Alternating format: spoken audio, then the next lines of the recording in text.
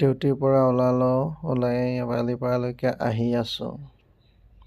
এয়া Balipara rail station পালোঁ আহি আৰু টিকেটটো কৰি ল'লোঁ। ইয়াতে মানুহ বহুত ভিৰ আছিলে আৰু ট্ৰেইনৰ কাৰণে ৰখি আছোঁ।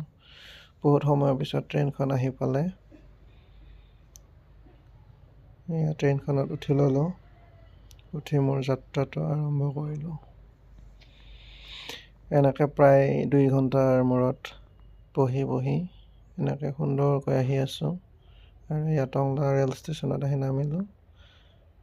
ইয়াত ৰেল ষ্টেচনৰ পৰা অকণমান খোজকাঢ়ি আহি সুন্দৰকৈ চাহ একাপ খাই টাউনলৈ বুলি ওলালোঁ। আৰু যিহেতু আজি ৰাম মন্দিৰ প্ৰতিষ্ঠা হৈছিল, সেয়েহে ভগৱান শ্ৰীৰামৰেই এখন ফটো তাইক দি গিফ্ট কৰিম বুলি ভাবিলোঁ আৰু সেয়া বিয়াৰ ঘৰলৈ উপস্থিত হ'লোঁ।